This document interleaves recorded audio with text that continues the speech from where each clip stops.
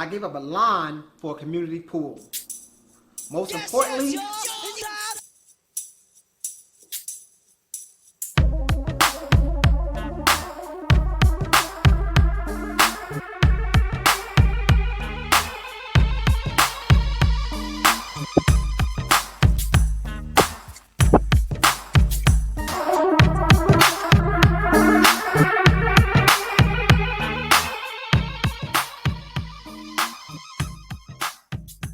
what's going on, everybody out there in TV land, on Facebook Live and on YouTube? Tonight, we come to you to interrupt your regular scheduled program to bring you a topic that is going to hopefully bring some awareness. Hopefully, it might be a kind of sensitive topic, but it's a topic that all of us need to talk about and need to address. It's a topic that's going to hopefully re-engineer the way you think about things. And it might not pertain to you, but it might pertain to somebody else. But before we get into that, everybody that's on Facebook, shoot on over right now. Go on over to YouTube. Go to Nutz and Boltz of Life, or go to Nutz and Boltz of Life. Check us out on YouTube. All right. Everybody's on YouTube. Please like this message.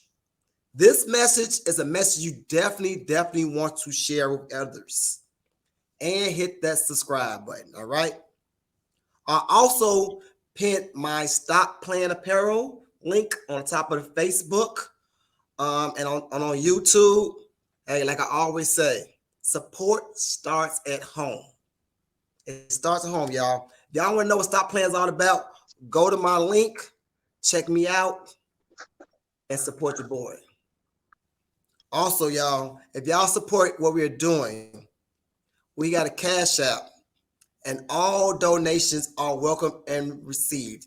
You do not have to, but if you want to hit the QR code and donate to this cause, we would appreciate that. And with that being said, welcome to Nutz and Boltz of Life. My name is Edmund Chapman, and I'm the CEO of Stop Playing Apparel. I'm DJ Play. I'm Sheena Nicole.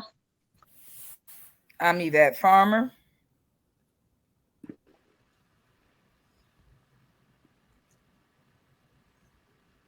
Sorry, ladies and gentlemen. And this is Mr. Philip Blackman. So, Miss Yvette, can you give everybody a little bit of an introduction about yourself? Okay, I'll try and sum this up as quick as possible. I am in the Lansing, Illinois area. I am a professional school counselor with the Chicago Public Schools. I've been there 18 years. I've been a state of Illinois licensed clinical professional counselor in community counseling for the last 22 years. School counseling and community counseling didn't have mesh at all together. Now, school counseling is more community counseling than anything else. So I spend my time in my school that's pre-K to 8, 320 students, dealing with a lot of mental health issues that a number of kids are experiencing. All right, Miss Yvette, thank you for that. Thank you for that. Philip Blackman, are you with us today? Can you give us a little insight? Mr. Philip Blackman he's having a little bit of audio trouble today, guys. So let me say this while he's having a little bit of audio, getting his audio together. Nowadays, we did some numbers on the suicide rate in 2023, and I think the number Sheena Nicole came up with was 50,000 people. 50,000 people committed suicide in the year 2023. Wow. And that is like insane. So as y'all know, tonight's topic is mental health / unhealthy relationships. So when we think about unhealthy relationships, naturally people might think husband, wife, boyfriend, girlfriend, stuff like that. When I think about relationships, it's any type of relationship you want to be in. It's a relationship with your friend group. It's a relationship with your coworkers. Of course, it's your spouse. It could be a relationship with your church members. Any type of these type of relationships, if they're unhealthy, we have to try to get away from them. And later on in the show, we're going to dive in deeper with the professionals to actually help us navigate some ways to get through these different breakthroughs in relationships. Because if you think back to Miss America, right? I met Miss America because my ex-wife's friend was Miss America's mother, and that's how I met her. And she actually went to me in Obie's church. And as y'all know, she just won, rest in peace. She just won Miss America, and then a couple of weeks later, she was gone, or however long later she was out of there. And so we thinking outside looking in, like you on top of the world, but we never know. And I'm not a professional at all, but we never know what people are dealing with to get to that stage where they're just take their own life. So we're looking at it like, man, they this and they're that. But in the meanwhile, we really don't know what's really going on with it with an individual at all. And even when you look back at Simone Biles, you look at her, and she had to take a step back from gymnastics, and she probably was the greatest gymnast that ever stepped on the mat. But even she was struggling with things, and she had to take a step back. So before we dive into some questions, I want y'all to check out this video that I put on my my YouTube page about mental health. I gave up a house for an apartment. I gave up a gazebo for a balcony. I gave up a lawn for a community pool. Most importantly, I gave up stress for a peace of mind. Then I realized I had to give up you to protect me. Letting go of material things and people might hurt a bit and will be a tough road ahead. But letting go will save your life in the long run. Let go and be a little selfish and choose you. Say that again. Let go and be a little selfish and choose you. Why? Because mental health is real.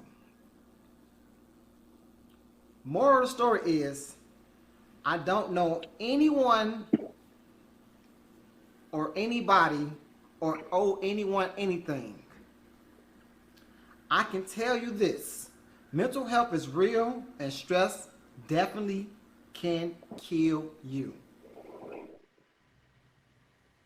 So I put that video out about a year ago to try to help people because I was going through an issue. And y'all notice what I said. I had to get out of that because I felt like mental health was attacking my outer man, which, that could affect your body. Start feeling these aches and pains that you never had. And like, what's really going on? And then it started to try to creep up and start to affect my mind. So now it's attacking my mind. And then if you like me, if you very spiritual, that's the last thing you got to hold on to is your spirituality. And then it started checking that, like, well, if you believe in God, you believe in this, you believe in that, why is this happening? Why is that happening? So I had to literally leave a relationship to protect my mind, to protect my heart, to protect the things that I was going through.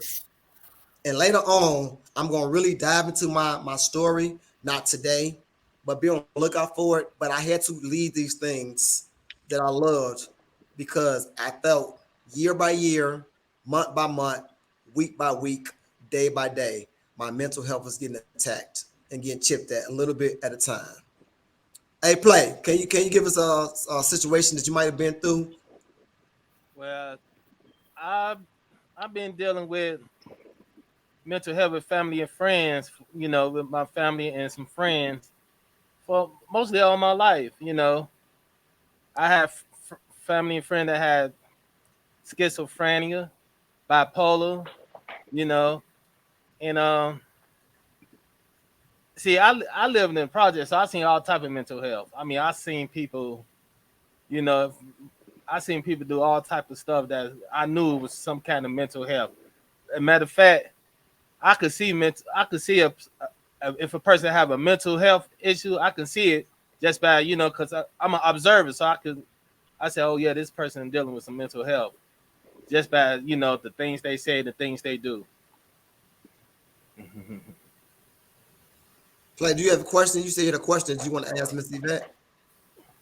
Oh yeah, I have some. Yeah. Well, let me see. Hold on. I got some questions. How to deal with people that you realize having mental issues? How to deal with people having mental issues? Yeah. One of the things you have to know, and you can say one is trained in, is how to have communication skills. You just said you're an observer. You have to observe, you even if it's a short time. You have to pick up on body clues. You have to pick up on words. And from there, you begin to try and get them to engage with you.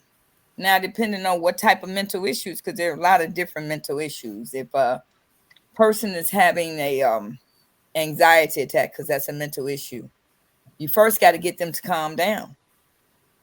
So when you're getting them to calm down, there are various techniques you can use: imagery, counting, all type of that. Breathing is one of the biggest ones. So it's not like it's one cookie cutter for all of them. And then really dealing with mental issues, that's kind of big, because I'm gonna be honest, all of us got some type of mental issues. Yeah. We are all dealing with something. Nobody is running around this earth that does not experience some depression, some sadness, some anxiety, some suicide thoughts. We are all, it is just like Ed was saying, faith in God for some, for others it may not work. But with this mental illness, we have to really know what we're doing. Everybody can't talk to somebody with a mental illness. They can't. And you have a lot of people that want to go around and not talk to professionals and end up with whatever. So it's kind of a broad thing. How do you deal with somebody with mental issues? I work with students. When I see students, I see their parents. And I may have never met their parents by their behaviors. And when I meet their parents, it's confirmed.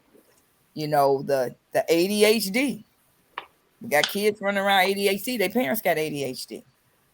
But then I'm trained to look at that. Or the kid that, we just had a kid yesterday that was going in.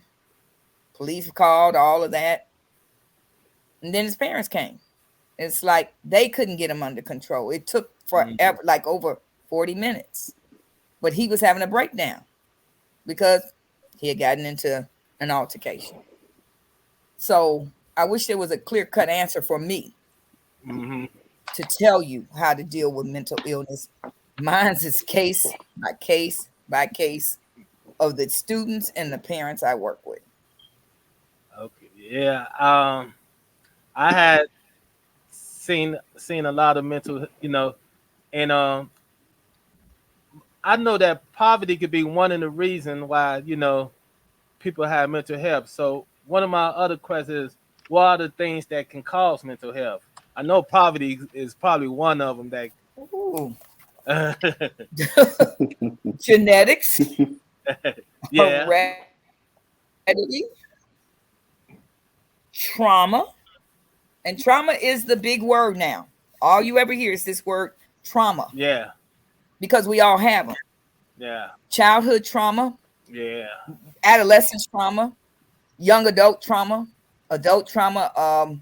When I was studying psychology, I never wanted to lean to the Adlerian theory of the things that are happening in people's lives are because of their childhood. I'm like, you got to be kidding me. Get out of here. That don't make no sense. And throughout school, that's how I felt, because I'm a Carl Rogers here and now. I'm solution focused. I'm about finding a solution. I don't necessarily need to hear the problem over and over again. We need to solve this.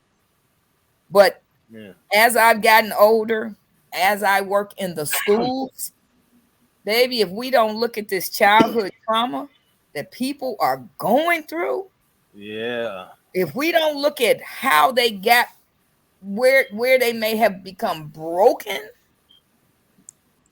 to try and see what we can do, not that we can go back in time, but what can we do to help? Because that brokenness, the mother that has a baby at the age of 14 stops being a teenager, quote unquote, because now they're a teenager and a mother. So when the mother is 40 or 35 or 30 and they acting like they 14, that's where their growth, some of their mental health growth stopped, because they took on another role. Yeah. You know, so we as professionals and as lay people also, we have to look at those things and really hone in about, yeah, okay, I can understand where that came from. We got childhood issues that were never addressed because it was, shh, don't say nothing. Yeah. Yeah. Shh, you better not tell nobody that. Right. We have children that were sexually molested as kids and they couldn't say nothing. Their voices were taken away from them. Right. And then when the child is acting out in their adolescence or their teenage years, that's just a fast child. But Uncle Sidney was molesting this child and nobody would listen. So now this kid on a roller coaster to hell just about, because nobody would listen to her about the same man she's still seeing every day.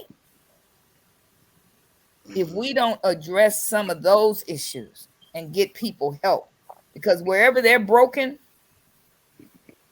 Yeah, but I know that some mental health issues can't be solved. I mean, like schizophrenia and No. bipolar. I don't think you can never solve those, those situations, because I dealt with it all my life since I was a kid. I've been dealing with people, family member that has schizophrenia or bipolar or something like that.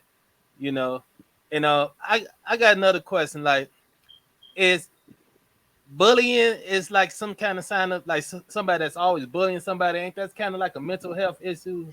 It's becoming more and more of a mental health issue, because a bully generally is somebody that had their power stripped and now they have to find power over somebody else. Yeah. We just dealt with an issue of, let's say for instance, I got two students. One student excels, the other one is just average. This one student that excels gets to do everything. He's got carte blanche. He gets to do everything. But this student is just average, don't get to do nothing. And my term for them is dark side. So now the student that's getting to do everything notices that the child on the dark side is getting a lot of attention. So now they start to move to the dark side. They start doing stuff that is so out of character for them because they want that attention. And then it could be vice versa. The person that's average, sick of that person getting everything. So now they start picking at them because you think you better than me.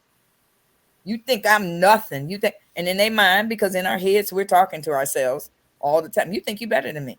Who told you that? You ain't better than me just because you get A's and B's and whatnot. That don't make you smarter than me. This is what's going on in the average person's mind. So now I'm going to start picking at you. I'm going to start poking at you. I'm going to poke at you. I'm going to poke at you because you think you better than me, because this average person has convinced themselves that you're better than me.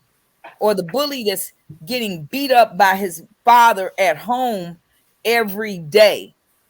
He can't do nothing to his father, but by golly, he going to find somebody that he thinks is as weak as him. It's weaker than him. And he's going to go after him, and he's going to keep bullying and keep bullying. And it does, because your mental balance is off. This child may have not done anything to you, but in your mind, because I'm getting the crap beaten out of me at home. In your mind, I'm going to beat the crap out of somebody else. Bullies have been bullied. And families bully their children. Mothers bully, fathers bully, siblings bully. Bullies have been bullied. And And it becomes your mind. How much can your mind take? Right. Yeah. Let me step in real quick. I want to see if Mr. Blackman is ready to. Mr. Blackman, your mic working now? Philip Blackman, you mute. Can you unmute yourself? Mm-mm.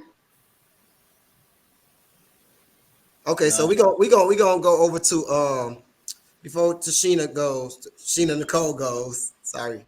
So on YouTube, a question was asked: do using marijuana help or hinder those with mental health issues?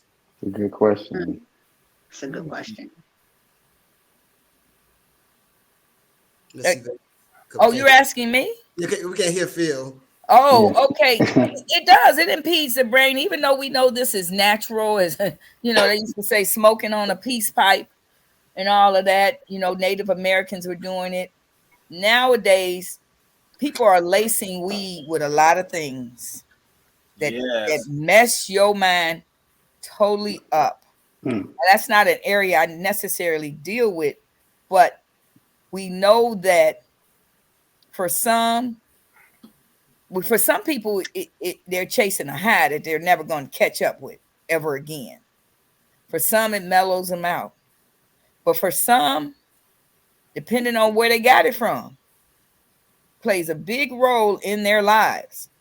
Because again, you can't trust everybody out there. The nickel bags and the dime bags you used to be able to buy from the corner dealer, you don't know who, what, when, why, or where. So I think that's where the growth of the edibles and whatnot came out, because people are dying from weed when they shouldn't be. Yeah. They should not be dying from weed. Yeah, I knew somebody that died from some weed. It was late to fentanyl or something like that. Yeah. Took them on out,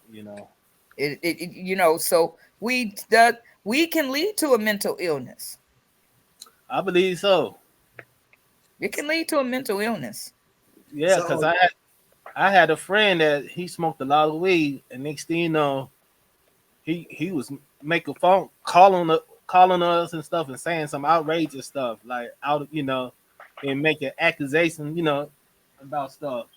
I'm like, oh no, he must have smoked some bad stuff, Some bad stuff. Yeah. So I want to read out this this statement a young lady Shannon said on Facebook. She said, "For me, mental health and grief is like cancer. It lays dormant until it comes up. You don't know when it's going to strike, how hard it will strike, or what stage, and it leaves you depleted.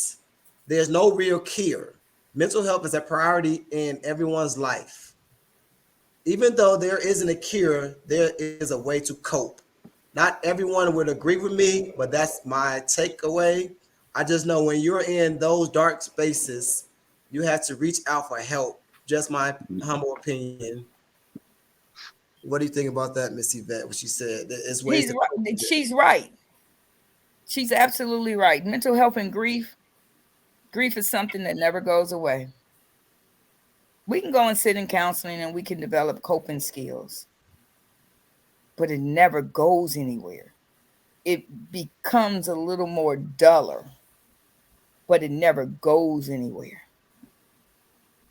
And I can say for me, I can go back to August 24th, 1999, as my grandmother passes in a nursing home at 1:38 a.m.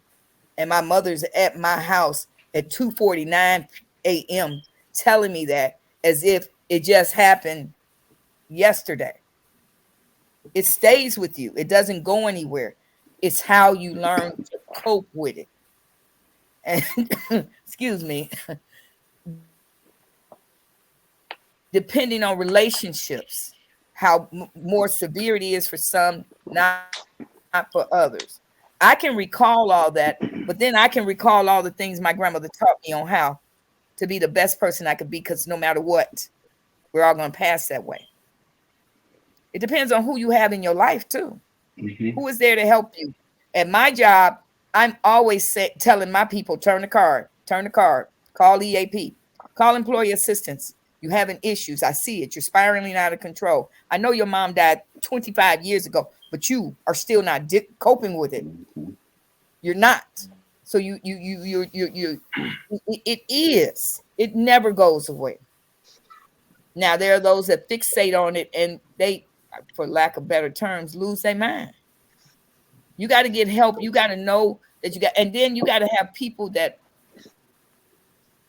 who love you and who care about you and who work with you, and that may not even work either. That may not work either. So those are people now you monitoring. Hey girl, how you doing? Are you sending words of affirmation, inspiration, a song here, song there, just popped up, dropped you off a card. You're doing things hopefully to keep them in spirit and keep them engaged and keep them engaged and keep them engaged. You know, you praying they got somebody outside of you, and then it may only be you. So I agree with her. I got a question for Yvette because DJ Play made a statement and I didn't agree with it.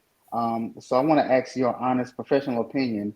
When somebody is like diagnosed with like bipolarism or depression, can meds really help them out if they take them and stay on them?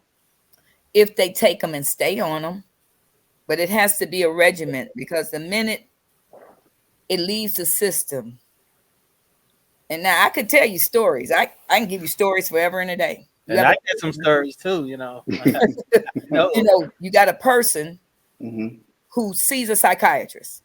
He's prescribed medicine for his bipolar. We'll go with bipolar. March 2023, he runs out. And nowadays, you got to go back and see the psychiatrist again to get a refill. Well, he's run out. April, May, June, July, August, September, October. Medicine is out of his system doing all these crazy things. But when the medicine's in his system, he's a little more even keeled, a little easier to deal with. The problem with people with mental illness who take medication, nobody can make them take the medication. Right. So you're right. You are absolutely Nobody can make them take the medication. It could be your child. Your child don't want to take that medication. Ain't nothing you can do. You got to deal with it and try and find resources to help you. They can't make, because some people don't want to take it. The schizophrenia that's in their mind don't want to take that medicine. They trying to kill you, girl. They trying to kill you. No, I ain't taking that. But now they're doing things. They're steadily doing things. So if the person takes it on a regular basis, they are in a good position, to me, to be better at what they're doing. It didn't go away, but they're kind of like making it a little more even keel. For the person who doesn't take their medicine, they can become a danger to themselves and others. Have you ever dealt with somebody that has been diagnosed as bipolar and they took their meds and they came and told you that the meds actually worked? I'm going to be honest, no. Wow. No. Wow. Because for the child that has it, the mother comes, oh, them pills making him sleepy. Well, go ask the doctor to reduce the usage, the amount that's prescribed. Lower the dosage. But that's not often. In my school, we don't really see that like that. We don't have students that are in that position at this time in their lives. My students are more learning disabled. My special needs students are like that, And it's interesting how they took this word bipolar. I still like to call it multiple personalities, split personalities. Okay. Bipolar, term. People got just different personalities of how they act.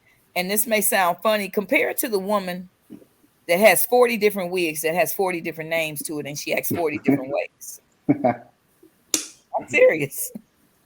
And I don't mean offense to anybody. Yeah. That's just how it is. That's good. Or the joke about the man who's cheating on his wife because now the wife had on another wig and she another person. saying? So, and I don't want to make light of it, but if you don't take your meds, you don't know that they don't work. And you got a lot of people that listen to street people. They listen to, man, don't take that. You know what I seen people take their meds and they be sweet, they be really sweet, they be real nice. But if they don't take it, you see their mood change, Yes. and they'll start accusing you of stuff and everything. I'll be like, oh no, you need your medicine, Mm-hmm. Yeah, Yeah. that's reality. Hey, can I say this real quick, guys? Hey, brother Phil, I'm gonna try to Phil Blackman. I'm gonna call you on the phone to hear your insight. If Phil Blackman, if you can hear me, I'm gonna call you on the phone to hear your insight. I want to read some of the quotes that's on YouTube and then let Sheena come in. Sheena Nicole come in. So one person said on YouTube, I grew up in a home with domestic violence, as well as parents that had very strict and unrealistic expectations of me. This caused me to have both regular anxiety and performance anxiety. Mm. And before I get to this next question, I'm gonna let Sheena come on in. Then we got some more questions in the YouTube comments. So Miss Yvette, I actually have a question for you. How do you know when it's a mental issue versus just a stress issue? Or is there a difference? Sometimes you have to know the person. Mm-hmm. You have to know how they're talking, how they're acting. Some people stay in distress all day long to the point where they stress their own selves out. Mm-hmm. But one of the things I learned in school, when we want to rule out what's going on, that's when you go to the doctor and you get a neurological exam. Is it natural? Is it something that's happening in your brain? I tell parents all the time when they think their kids are having issues or we're seeing issues, take them to the doctor, let them run a set of neurological exams. Let's rule out anything biological. Because sometimes some of this is biological. Some of this is hereditary. Yeah. Uncle Cleveland was in the attic for a reason. He really was. You don't go there. And we have a lot of, illnesses that come through the genes. That's why you got to know if you with somebody, you need to know their family history. I used to work for DCFS during the crack epidemic. So this would have been 95 to 98. I think that, yeah. So I was an intake worker. When a child was born with drugs in her system, I had to go to the hospital, depending on severity. Parent take the child home or we take custody of the kid. It just really, really depends. And that's what DCP would do. And then I would come in and try and put services in for the family. But those kids born with crack in their system in 1993, 94, 95 are what, 30 some odd years old right now? And they never did anything for those kids. Nobody runs around and says, hey, I was born with crack in my system, but now you get with somebody else that may have had crack in their system. And it don't just flush itself out. Right. Now these two have a baby. This kid fidgety I believe a lot of ADHD came from that. That's just my opinion. That's not a professional opinion. I believe a lot of this kids popping all over the place because I just don't, being my age, I don't recall that growing up. But my son just showed me a video of how Winnie the Pooh and Tigger had ADHD. But we didn't think Tigger had ADHD. We just think he just bounced around and whatnot. So back to the crack babies.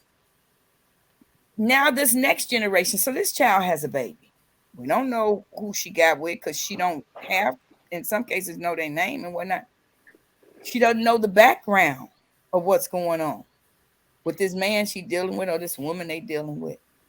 So some children are being born at a disadvantage because maybe both their parents had crack in their system when they were born and nobody addressed it. Society didn't even touch it.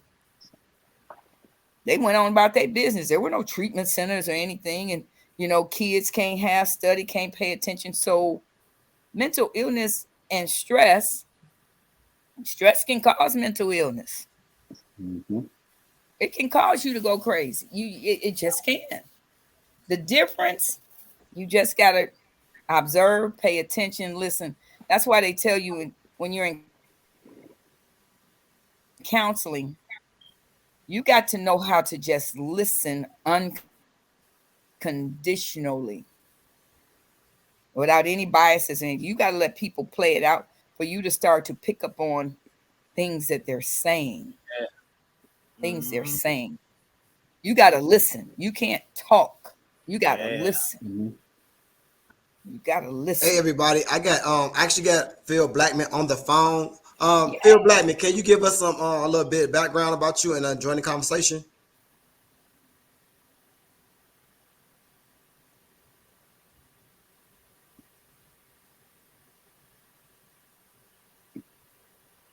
We can't hear him, Ed.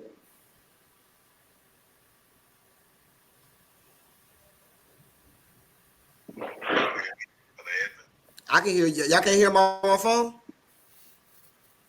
No. Interesting. Go ahead, talk now. Can y'all hear? I'm a Vietnam Yeah. vet. I'm a former Chicago police officer.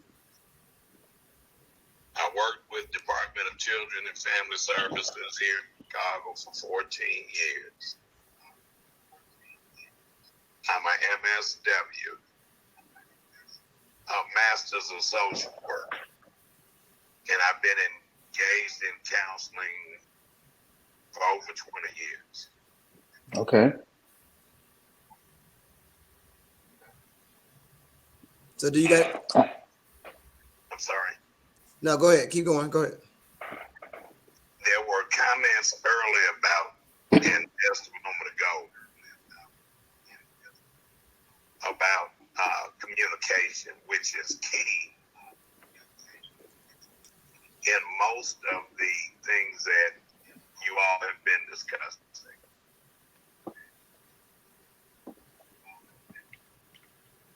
You have to realize that mental health is a very broad subject.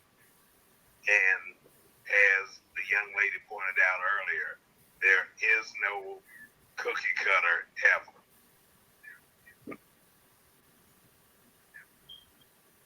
The autism spectrum has many dimensions. Bipolar is not just one type.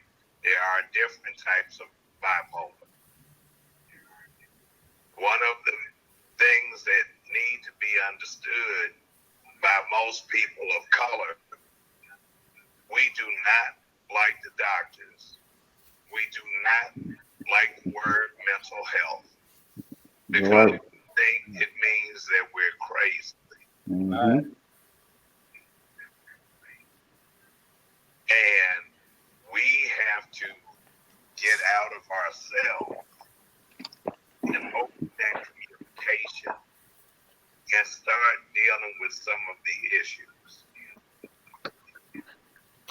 The young lady was absolutely correct when she said that some things need to be, you have to make sure that the problem is not a medical problem. Many of our medical problems mimic mental health issues. And so do the use of drugs. Someone can be on drugs and look like someone who has a mental health issue. We need to be very careful about how we label things and make sure that you have a conversation with a mental health professional, and that only gives you a direction. The only other thing I'd like to point out to make sure that we as a family understand medical medication is not a cure-all. The same medication that works for me may not work for you. That's why they have different brands, be it Paxil, be it Zoloft. They have different things. And your doctor is trying to see what best works with you. You need to know that it takes 28 days for medication to completely saturate your system. And that's when you will start getting the full effects of medication. We want results right now, just like turning on the computer or fixing the mic. It's not working. Medication doesn't work that way, and we need to be aware of that. Yeah. Let me ask. So let me Points. ask you guys both a question. So Henry Carter said on YouTube, but since we're talking about medication, he said, "What age is too young? What age is too young to begin administrating medication to children with mental health issues?" So what? I'm gonna go with Phil, and then we go to Miss Yvette. So Phil, what age is too young to be? Most doctors do not like to give medication to children that are under the age of 6 because their bodies are busy developing. And age of 6 is the same age where a child's body begins to dissipate lead, and that's why you have that. After you're 6 years old, they don't care if you're around lead paint because your body can start dissipating that lead. Prior to that, your body is not. So you'll find most professionals really steer away before 6. And the DSM-5, which is now getting to some younger children, a lot of things are not diagnosable until we can suspect something is wrong, but you're really not getting accurate diagnosis for most disorders until after the age of 6. Miss Yvette, you got something to add to that? You mute. Absolutely correct, because 6-year-olds, babies from 0 to 5, they're sponges. We know that. We know that things can take place, but they haven't been here long enough. If you start medicating a child under 6, it's not going to work. Their bodies have to be able to work. And then you find a lot of doctors that don't even want to do it at 6. They want to try art therapy or play therapy, something else, because maybe they don't necessarily just want medication unless the child is so at that level they need it. But 6 is the youngest. Nothing under 6. Nothing under 6. Mm. I could agree with that one. So we had another question too. I'm going to Miss Yvette first. What percentage of mental health issues are hereditary? That's Now that I don't have the numbers on. I'm gonna be honest with you. But if I had to take a guess, maybe 10 to 15%. Phil, correct me if I'm wrong.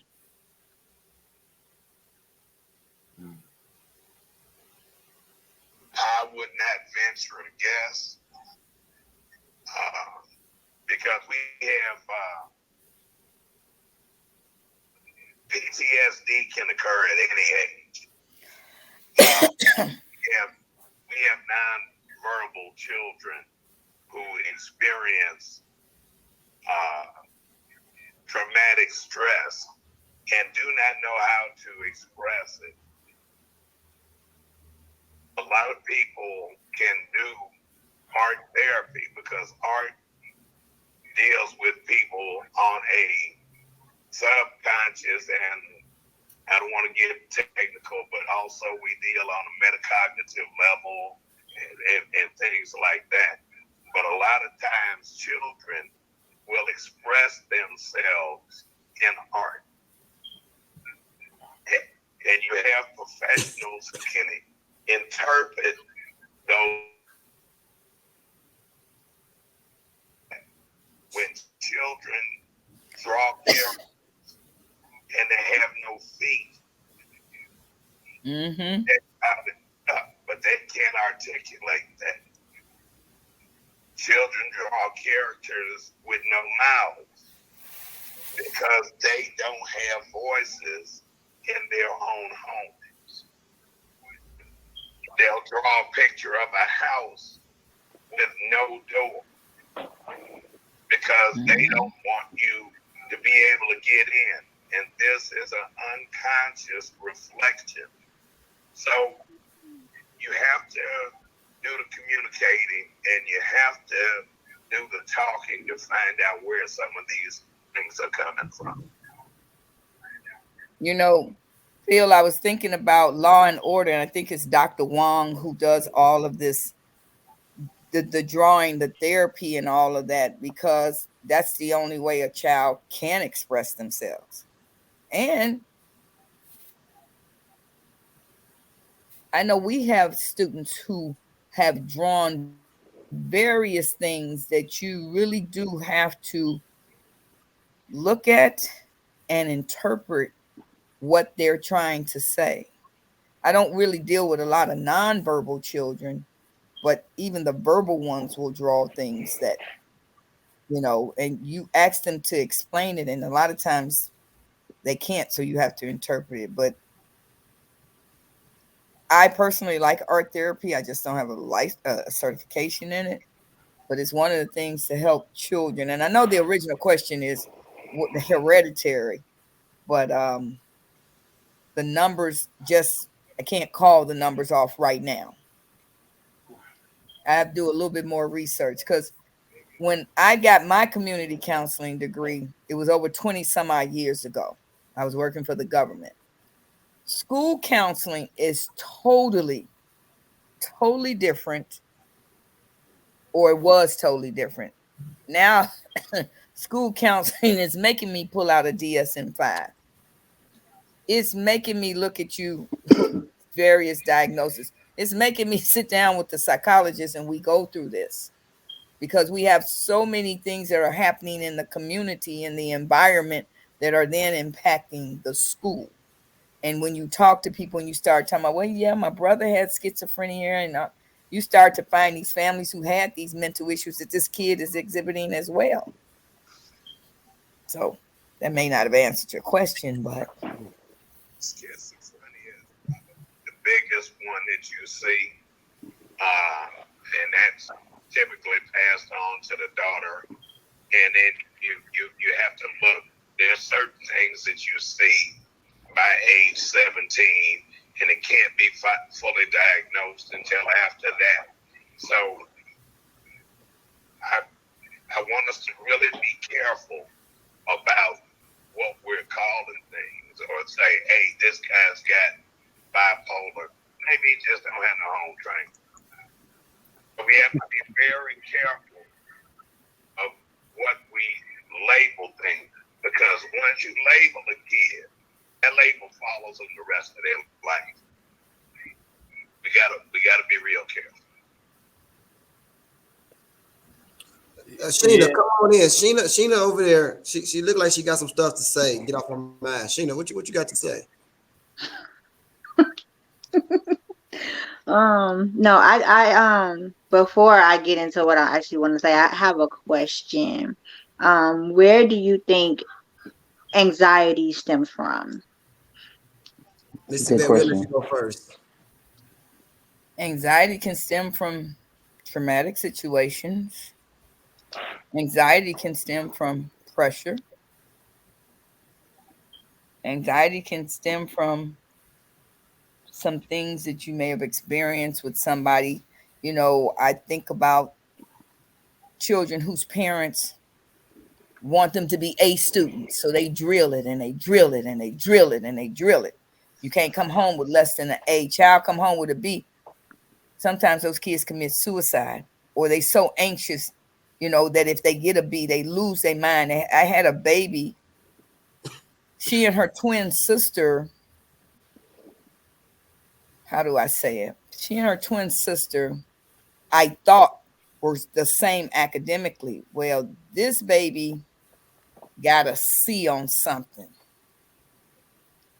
Complete anxiety disorder. She just said, because I'm gonna be in trouble. I'm gonna be in trouble. I'm gonna be in trouble. Sometimes anxiety can stem from the parent to the child, with the parent's high expectations of what this child should be doing, because your sister's doing it, so you should be doing it. So anxiety can stem from pressure from someone. Brother Phil? Anxiety can come from almost anywhere. You wanting to please a mate, you wanting to please a parent, a teacher, you wanting a certain food, you being in traffic and suddenly you have a panic or an anxiety attack. It can come from a number of places, and it can be triggered by medical issues that have been undiagnosed.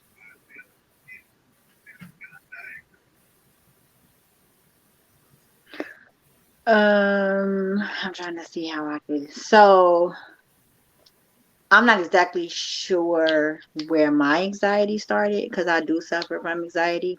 I do have anxiety attacks sometimes.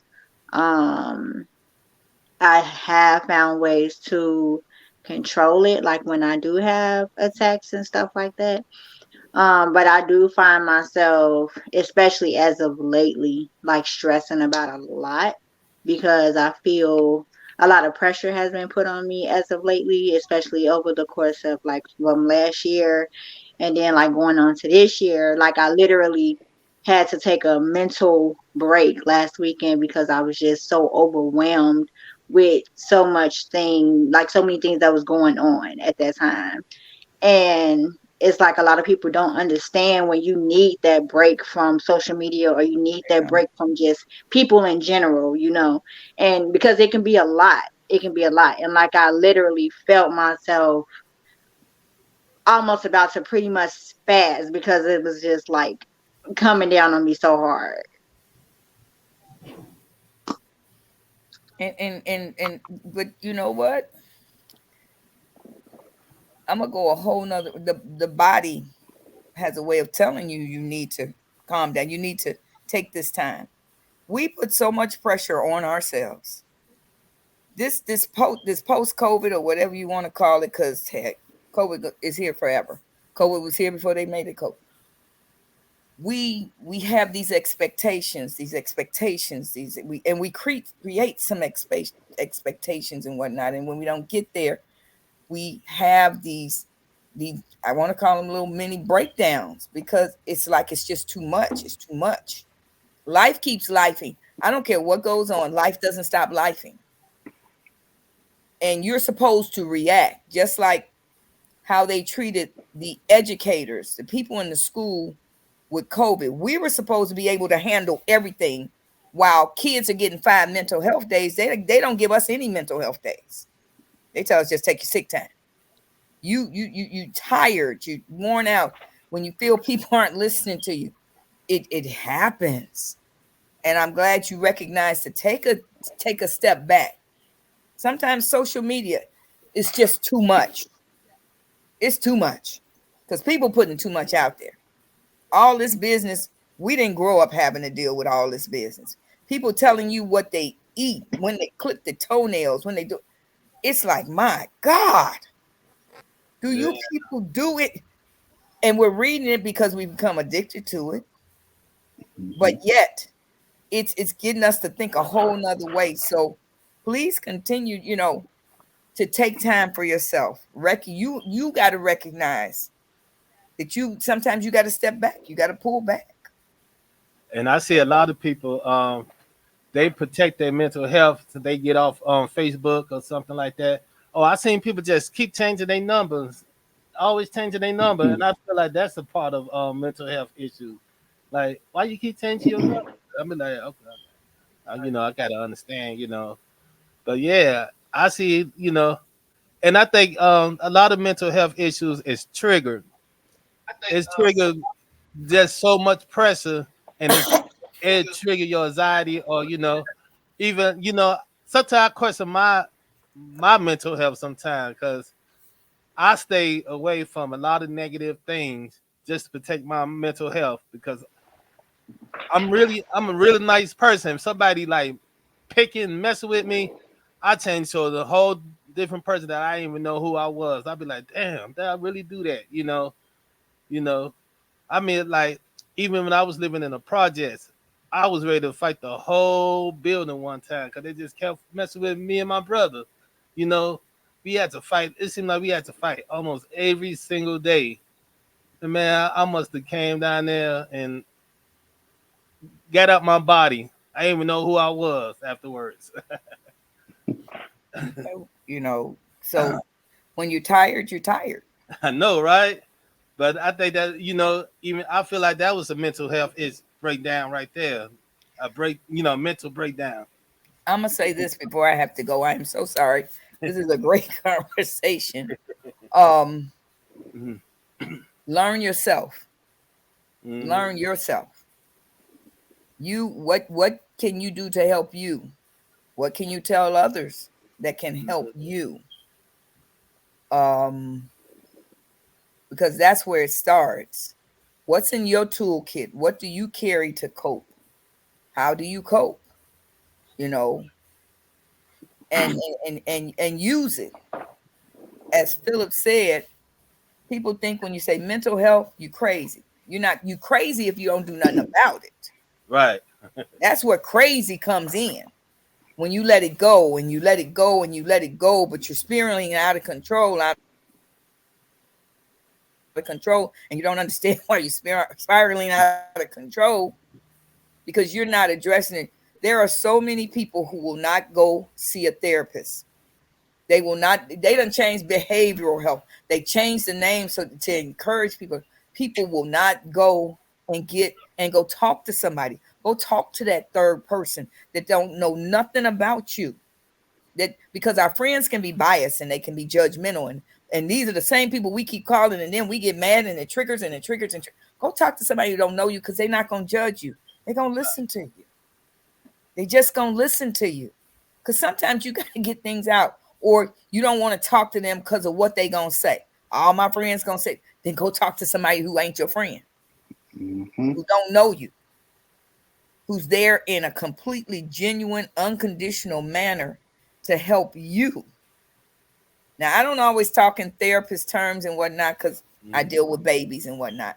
But the one thing I would say is sometimes we just got to go talk to somebody who will listen to us. Who will listen to us? Therapists need therapists. I believe it. Yeah, I believe it. Therapists need therapists. Therapists have therapists, just like pastors have pastors. Therapists have therapists. Doctors have doctors. Yeah. I think Philip's trying to say something, I think Ed. he's trying to say something. Philip, before Brother Phil, hold on, Brother Phil, before you go, Miss Yvette, I know you got to go. We thank you for coming on. We appreciate Yeah. your insight. Appreciate you all. Please invite me back. This is good. All right. I It's enjoyed this. We appreciate you. All right, everybody, take care. all right. You too. All right, bye-bye. All right, Brother Phil, what you got to say about the anxiety with the Sheena Nicole said? And Can you still hear me? yeah, we can hear you. Okay. Now as professionals, don't think that we don't need help too. The lifeguard has to get some rest before he can get out and swim and help anybody. The doctor does not operate on himself. You know, there's only so much piling on that you can do from your clients before you can or know that you have to get a break, get some help. Long enough, you will have a therapist, somebody who will talk you down off of the edge. One thing I learned about this going to therapy when I was married, we did do. I was against it at first. I cannot lie about going to therapy, counseling. But when I went, I noticed that, like she said, the lady didn't know me from a can of paint, and so she was honest and she was fair. And I actually took in the notes, and I actually took in what she said and did the homework to try to fix the issues that me and my partner was having. Unfortunately, of course, it didn't work out because I'm now divorced. But I would always encourage somebody to go to sit down and talk with people. But like you said earlier, Brother Phil, that Black people probably are one of the worst people that don't want to go, or even men that shy away from going to therapy because of whatever reason. But for me, I think it was very helpful. When we went to therapy, we went like once, I think every other month we went. It was really, really good. Now, Brother Henry Carter says on YouTube, do you feel men are more in denial regarding mental health and are less likely to seek therapy? Kind of what I just said. What are your professional opinion about that? Absolutely.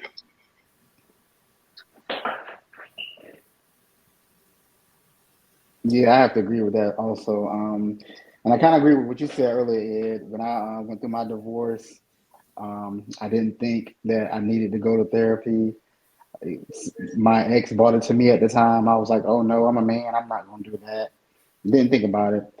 Um, when I retired from the military, I told myself, I'm grown. I'm a man. I don't need therapy because I can deal with anything.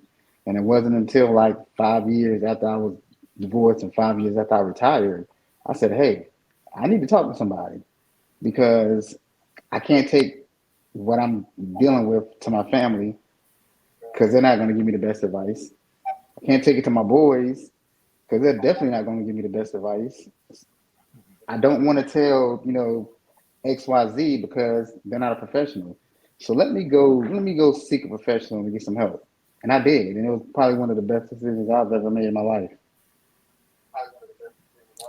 Let me ask you this question, Mr. Philip Blackman. Do you think what do you think people should do after they get out of a marriage? Do you think they should seek counseling? How often do you think they should seek it? Or do you think it's even necessary to seek counseling after you leave a relationship, marriage? Brother Ed, that is an individual decision that has to be made. I would caution you to make sure that whoever it is that you're talking to, are you guys, I don't want to, I'm already dating myself, but you all know who Ann Landers is, or Ann Landers was. Mm-hmm. The advice columnist, or Steve Harvey in that Strawberry Letter 23. Yes. Mm-hmm.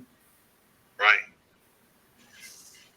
Anybody who gives you advice is the wrong person to be talking to.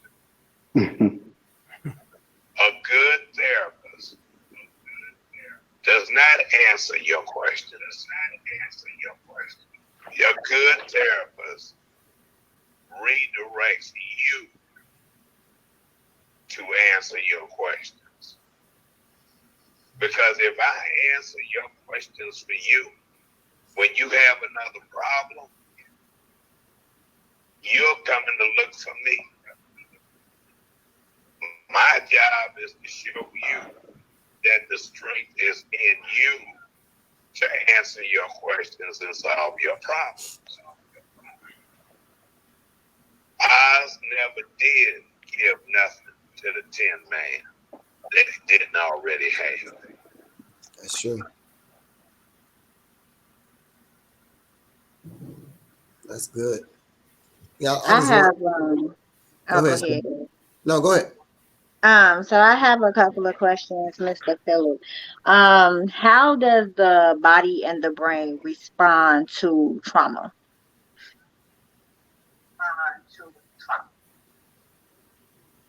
There are many different ways. Uh, there's, have you ever had a situation where someone you knew, you said, man, they're a pain in the butt or a pain in the neck, and you actually felt pains in your body as you thought about that person?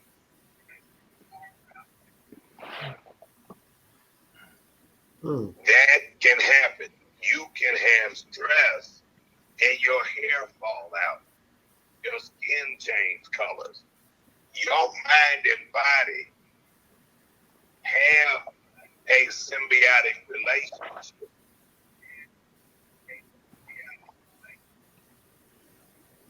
And when you, it's something that's called psychosomatic, and your thoughts can manifest as problems with your body.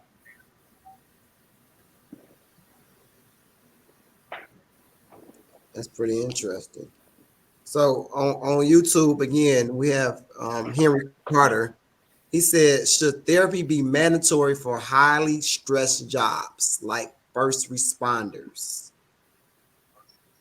Oh yeah, yeah, and I think policemen should have them too. Absolutely. I think everybody should have therapy, but that's just my personal opinion. I think everybody should have somebody, a professional, that they go and talk to. Yeah. Brother Phil, what you think about this? I know that therapy can be beneficial, even when you are dead set against it or you think you know everything. But you ever get a haircut or you went to the beauty shop and when they got through, they brought the mirror around to show you? Mm-hmm. Why the hell did they do that? If they weren't satisfied with it, they sure wouldn't be showing you, would they? Nope. So most people would benefit. Some are going to take it as a joke. I think it probably should be mandatory so that those who can get the benefit do.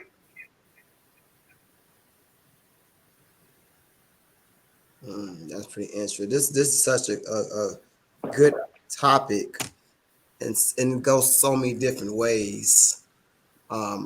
It's so much to it. Like I think, like I talked to Brother Phil the other day, there is no one size fit all for this type of issues that goes on. And Miss Yvette even said that there's not even a cookie cutter thing you can do when things like this. But let me ask you a question. Ask you another question, and then we're gonna try to wrap it up a little bit. If anybody else got their final questions, get your thoughts out. Let me ask you my final question. Other than going to seek professional counseling, what is some other things a person can do that might be going through mental health?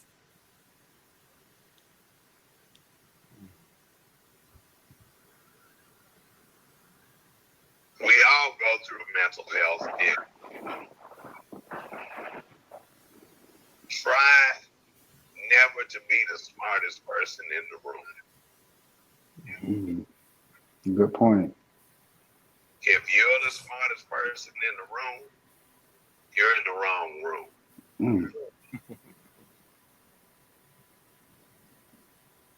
Yeah, that's true. Yeah, and I have a quick question.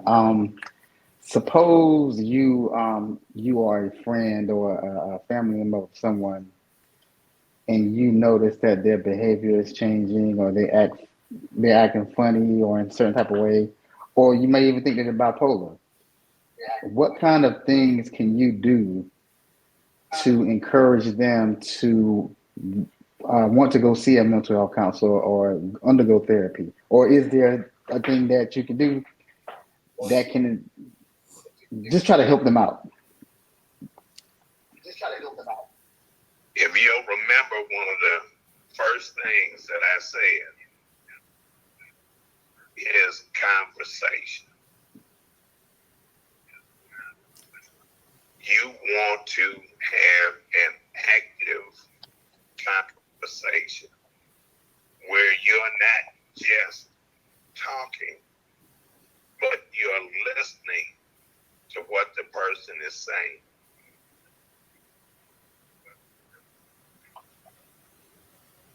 There's something called mirroring,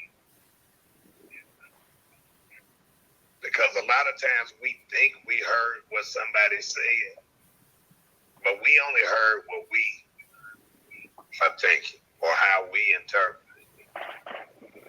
So when you mirror, you ask that person, okay, I think I heard you say X, Y, and Z.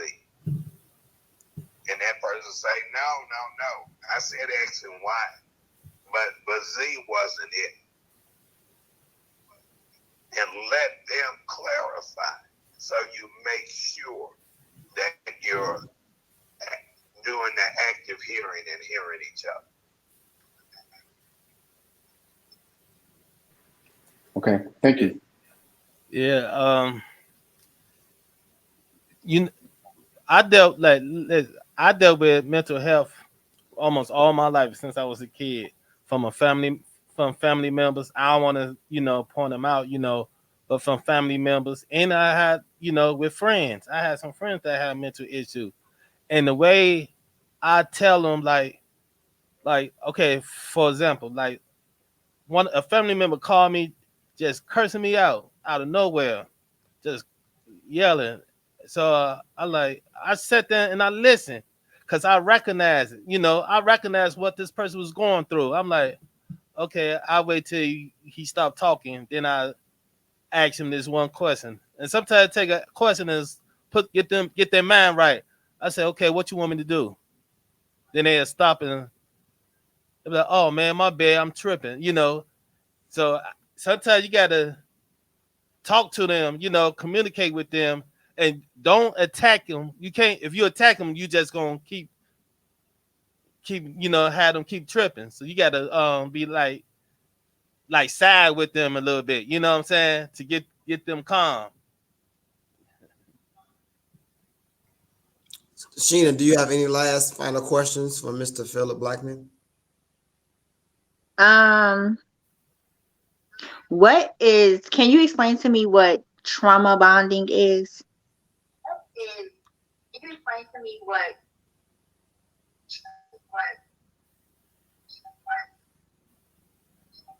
A trauma bond?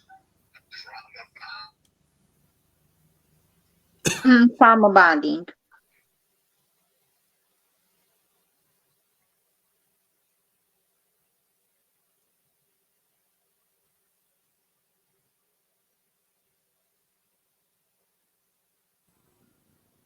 Were you able to hear that? Are you familiar with the Stockholm syndrome?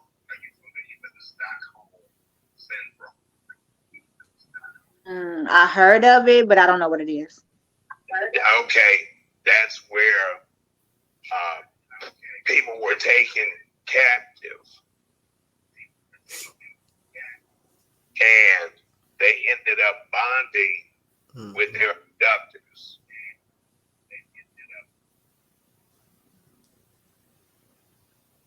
Okay, because these are people who provided them food, took them to the bathroom, did all kinds of things. But these are the people who kidnap them. But through their traumatic lens, they bonded with those people because they became their caregivers and providers. A lot of times women in domestic violence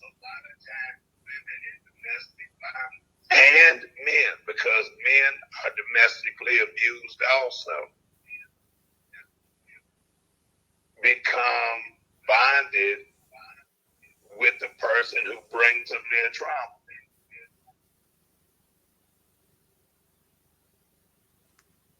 That's good. Is there if somebody don't have medical insurance, how do they go about seeking professional help? To the county hospital. Pretty much. Here in Chicago. There's a county hospital, and county has to see anybody. Part of the doctor's creed is to,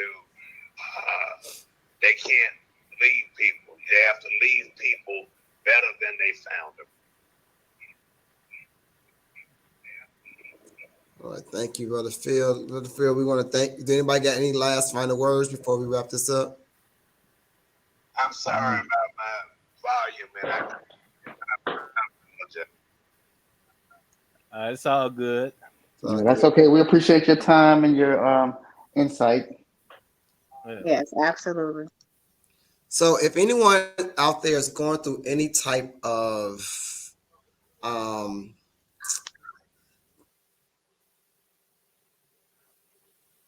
Ed, we lost you, Ed. I'm sorry, is anybody going through any type of trauma, or anybody thinking about or know somebody that's going through suicide thoughts, there's a number you can call. You can just dial 988, or you can text 988. Also, there's a hotline number that is 1-800-273-8255. Again, it's 1-800-273-8255. That is the suicide hotline prevention number. So if you have suicidal thoughts or know somebody having thoughts, you can call that number, or again, you can call or text the number 988 to get you some help. The reason why we did this the particular episode is we want everybody to, if you need to seek professional help, or if you know somebody needs help, we want to always have, like Brother Philip Blackman said, we want to have the conversation. We want to be able to talk to our peers, talk to our family members, talk to our coworkers, and have this conversation so that that number that Sheena said earlier, the 50,000 people in 1 year died of suicide, can be reduced as much as possible. Again, we thank you for watching. We thank Brother Philip Blackman for joining us. Sheena, can you tell us what's coming up next week? Hold on. I want to let people know that check the signs. There's always some kind of sign that somebody having mental issues. Check the sign. I mean, if you got to read a book, check the signs. Sometimes we attack people and don't know that they're going through some things, or they have a mental issue. You need to check the signs. There's always some kind of sign that this person is having problems. They could always be crying, burst out and crying out, stuff like that. They could be yelling all the time, or they always trying to talk to you, or they get real aggressive when they talk to you. You got to check those signs, because I observe a lot, man. Me growing up, man, so many signs I see, I know how to talk to people that might be having some mental issues. So check the signs. That's all. Thank you for that, ladies and gentlemen. Make sure you check the signs. If you don't know the signs, man, you need to talk to a professional to find out what the signs that you need to be checking for. Because we got to know the difference between somebody going through mental health or somebody that's stressed out. So if you don't necessarily know what you're looking for, maybe you need to seek a professional counselor to ask them what are some of the signs that you be looking for. Yeah. But Sheena Nicole, can you give us next week's topic? So next week's topic will be facts over feelings. Oh, cool topic. That's I can't wait. I can't wait. Next You week's topic ready is already, huh? facts I'm over ready. feelings. Again, everybody, we thank you guys for coming out. We thank you guys for watching. We had a little bit of audio technical difficulties, but we got through it. Everybody's on Facebook. Sorry, I had to get off Facebook because I really want to hear what the professional counselor had to say. So I had to get off Facebook to actually dive into his conversation. But again, as I always, like I always say when I end this, I love you. God loves you. Go out and be great on purpose. Until next time, y'all. Peace out. peace out. Yes, yes, y'all, and you don't stop. Yes, yes, y'all, and you don't stop.